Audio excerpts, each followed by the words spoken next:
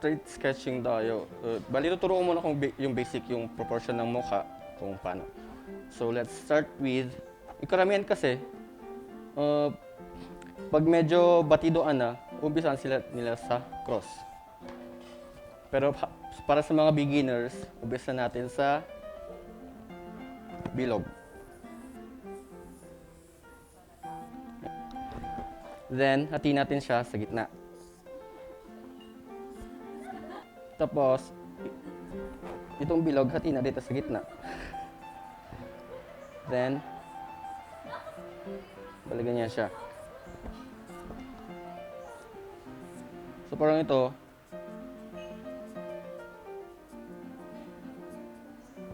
ayan.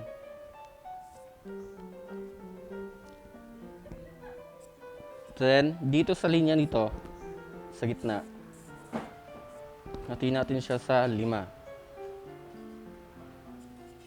But make sure na yung size dito equal siya dito. So that will serve you as your eye.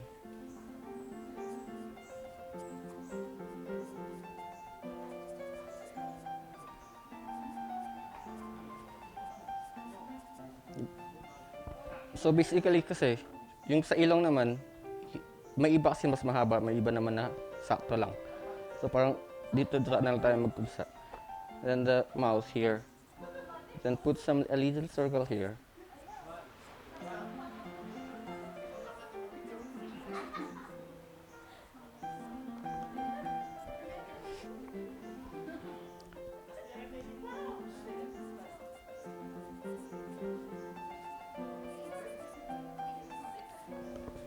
Ayan. So parang dito, pwede mo siyang gawing hairline.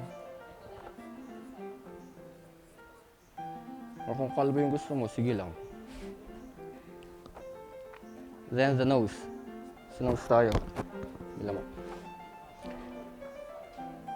From here, balik parang gawa lang tayo ng konting circle. Bilog. 3.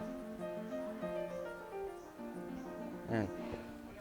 Pero yung length ng ilong mo, ibe-base natin siya dito.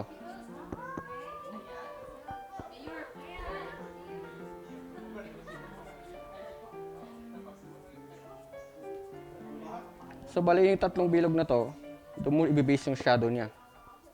Or kung paano yung ilong niya.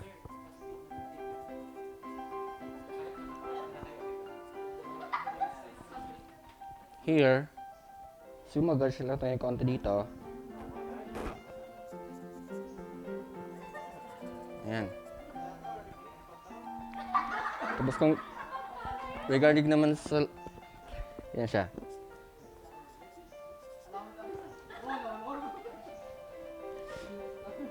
Then here, so ito, yung sa mouse kasi, karamihan, lalo na yung mga normal, dito siya nag-start minsan. Pero yung iba naman, sa gitna.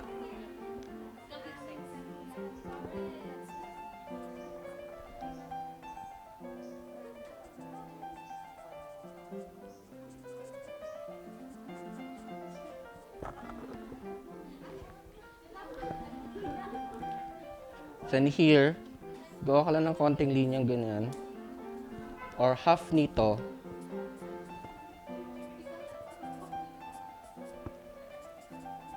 Na mag-base ng tenga. And yung tenga kasi, yung iba, dito sa ilong. Nakaline siya dyan. So parang, yan.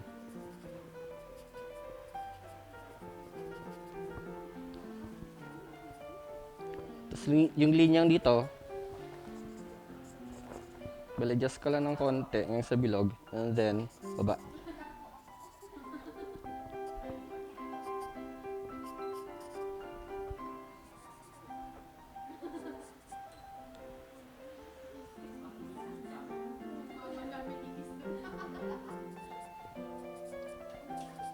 Then hairline.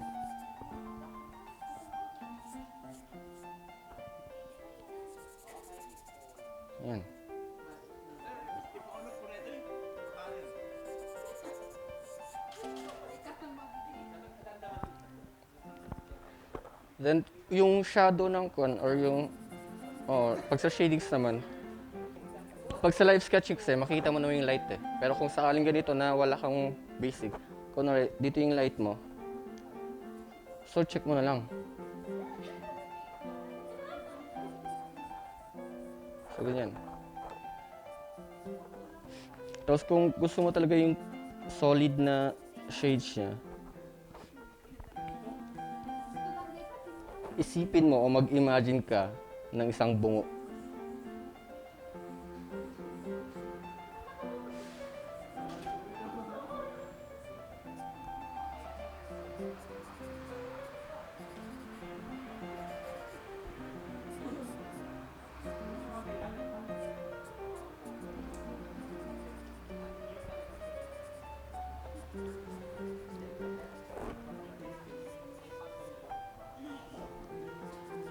So, ganyan siya.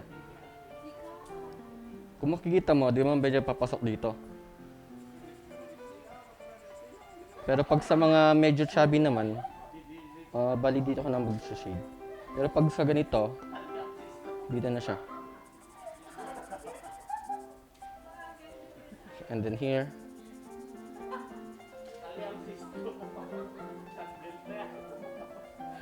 And then here. So kung papansin mo, pag tinuloy-tuloy mo itong shade na to,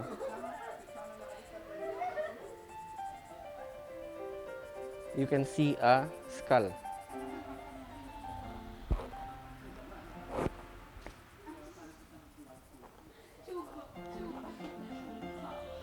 So ganun na siya. So, basta yung pinaka-importante sa mata, para di kayo mahirapan.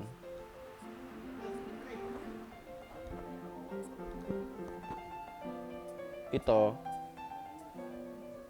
kunwari X din to, X. So, balik X, basta is equal siya sa X. Then here, so mag-adjust ka lang ng, pwede rin siyang same as dito. Tapos adjust ka ng konti.